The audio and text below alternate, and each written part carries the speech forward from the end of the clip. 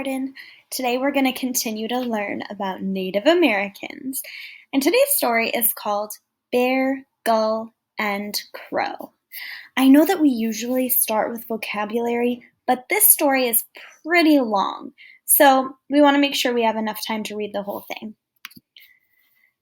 Today we're actually learning about a new tribe. We've been talking so much about the Lakota Sioux tribe, but today we're learning about the Wampanoag Tribe.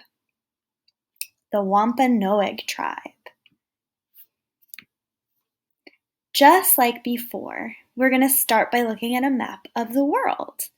You can see all the different continents right here. We have North America, South America, Europe, Asia, Africa, Australia, Antarctica. Those are the different continents.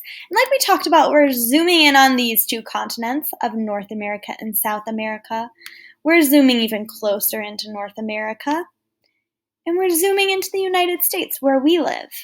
We have been talking about a tribe that lived in the plains over here. But today we're going to learn about a tribe that lived all the way over here in an area called New England. New England is an area that's in the northeastern part of the United States. This story takes place in New England in what is now the states of Rhode Island and Massachusetts. That little teeny one is Rhode Island, and this one here is Massachusetts. Just so you get a sense of what we're looking at. Right here is New York State, right? And down here is where DC is. This area borders the Atlantic Ocean and has many waterways, but it also has forests a little further in. The tribe that you're going to hear about today, the Wampanoag Tribe, lived in this area. So we're going to be talking about a tribe that had access to water. That's going to be really important as we continue to read. We're also going to talk a little bit about this right here. Just by looking at it, do you know what this is? These are clams. It's a type of shellfish that lives in the ocean, and a lot of people eat clams. Even today, clams are a common and popular food in New England. So clam digging and harvesting are really important in the daily lives of Native American tribes in New England. Clamming is still important to the culture and economy in present-day New England. I wonder, have any of you ever eaten clams? I never have before, but it looks pretty interesting to me. Okay, today you're going to listen to a story about 3 characters named Gull, Bear, and Crow who live near the Wampanoag Tribe. Listen carefully to find out about a type of food the Wampanoag liked to eat. Here we go. What do you see in this picture? I see a gull, a bear, and a crow, so I bet you that's what our story starts with. Here we go. Long ago, there were 3 animal friends who lived in a land of wild forest, green fields, and shining waters. Gull made her home in the marsh grass near the bay. This is the bay, this area near the water. A gull is a type of bird. Bear lived in a cave deep in the woods, and Crow had a nest in an old oak tree at the edge of a garden. Bear, Gull, and Crow often got together to visit and chat. One of the things they talked about was the upright walker beings who lived nearby. What do you think an upright walker is? It's kind of a funny name, an upright walker. Well, an upright walker is actually a human being, just like us. But these beings called themselves the Wampanoags, but the animals called them upright walkers because they walked upright on 2 legs at the same time and never flew. Remember, the Wampanoag is another Native American tribe. So today we're talking about the Wampanoag tribe, but the animals called them upright walkers. The upright walkers lived in houses that were called wetu, built from bent saplings and tree bark. They could make fire just as lightning did when it struck a tree. They grew corn from kernels planted in small earth hills. These kernels were sweet, crunchy nuggets that Crow loved to steal. They fished in the bay using nets, spears, hooks, and lines. The upright walkers also hunted in the forest with bows and arrows, so Bear was always careful to keep his distance. One day, Gull said to Bear and Crow, "Today I saw some upright walkers wading in the bay." Remember, he used his eyes and he saw them wading. That means walking in the water, but still shallow enough that you can stand up and walk. There was a man and a boy. They lifted many smooth rocks from the water and carried them into the forest. They said the rocks were for the Wampanoag.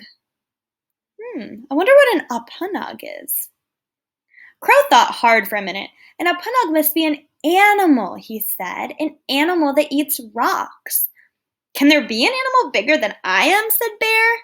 "I want to see this animal. Tomorrow I will go and spy on the Wampanoag." Do you think the Crow and Bear are right? Is an Wampanoag an animal? Guess you gotta listen to find out. The next day, Bear found the pile of stones. He hid behind the trees and waited. Before long, the upright walkers came. They dug a very shallow hole in the ground, and they carefully laid the rocks into it and went away. Bear waited and waited, but the Wampanoag did not come to eat the rocks. Tired of waiting, Bear went to tell Gull and Crow what had happened. The upright walkers dug a hole and filled it with rocks, but the Wampanoag did not come. "Leave it to me," said the Crow. "Tomorrow I'll figure out what's going on." The next day, Crow perched in a tree near the rock pit. Soon the upright walkers returned. They collected lots of dry wood and piled it next to the pit. Crow flew hurriedly to find Bear and Gull. "The upright walkers collected wood. They are going to build a way-to for the Wampanoag," said Crow. "The Wampanoag will live in our forest in its own wooden house." Do you think Crow is right? Are they building a way-to? Are they building a house? He thought for a moment, but what if it's not a friendly Wampanoag? Bear and Gull looked worried. The next morning at sunrise, as Gull was winging over the bay, she saw the upright walker man and boy on the beach. There was a girl with them, too. Low tide had uncovered some wet sand that had been underwater at high tide. The upright walkers were looking for little holes in the wet sand. From time to time, water shot up from these holes. They were the breathing holes of the soft-shelled clams that lived under the sand. Gull watched as the upright walkers dug the clams out with long sticks. Some clams spit water even after they were dug up. Look at the long sticks that they're holding. Soon the upright walkers had filled a large basket with the clams. They waded into the shallow water and filled another basket with larger clams. Later on, Gull told Bear excitedly, "The upright walkers collected many clams. They said they were glad to have found so many clams for their Wampanoag. I hope the Wampanoag does not eat up all the clams and fish in the bay." Gull went on. "Next, those upright walkers gathered the rockweed that grows on the rocks in shallow water." Rockweed is a type of greenish-brown, rubbery seaweed that grows on rocks in coastal areas. "The Wampanoag is going to eat the rockweed too," said Bear. "What will it decide to eat next?" Bear looked around. "Where is Crow? Wasn't he supposed to meet us here? Do you think Wampanoags eat crows?" No sooner had Bear spoken than he saw Crow flying toward them. "I saw the upright walkers in the cornfield," exclaimed Crow. "They picked baskets full of corn. They said it was for the Wampanoag today. The Wampanoag is coming today." Bear, Crow, and Gull looked at one another. "Let's go," said Bear, and lickety-split off they set for the rock pit. There they hid among the trees. Before long, some upright walkers started to gather. Then more and more came. There were men, women, and children, big and small and old. The upright walkers took the dry wood from its pile and laid it over the stones. One man started the wood burning.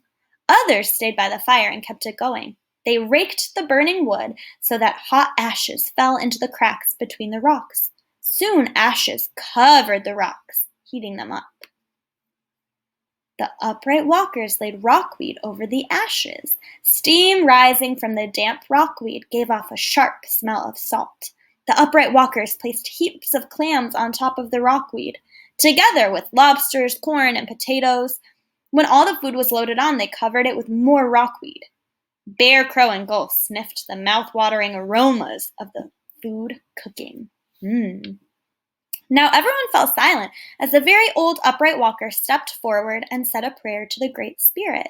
He thanked the Great Spirit for the animals, plants, rocks, and trees. The other upright walkers joined hands in a circle and stood in silence. Then, as a flute and drum sounded, the upright walkers began to dance. When the dancing had ended, the old upright walker spoke again. "This is a fine day for our Wampanoag. The Wampanoag is a celebration, a time for our people to come together, to give thanks to the Great Spirit, and to feast on delicious food." Feast means a really big meal. So, can you guess what the Wampanoag is yet? Is it an animal? So let the feasting begin. The rockwood covering was lifted off, and the upright walkers began to load their bowls with food. Bear, Gull, and Crow looked at one another. An Wampanoag was not a huge rock-eating animal with big teeth after all. An Wampanoag was a celebration where the upright walkers had a clam bake feast, a mouth-watering, nose-tickling feast. How they wished they could leap out from their hiding place and join in, but what would the upright walkers think of having uninvited guests? Just then, a girl walked toward their hiding place carrying a bowl piled high with food. It was the girl that Gull had seen digging in the sand for clams. The girl laid the bowl on the ground. Before running back to join the other upright walkers, she called out, "To the birds and animals who share the forest and the bay with us, Wampanoags, may you enjoy sharing our Wampanoag, our clam bake feast." And that is just what Bear, Gull, and Crow did. I hope you liked this story, kindergarten. Remember to click on the exit ticket below and get ready to talk about this story with Mr. Malcolm.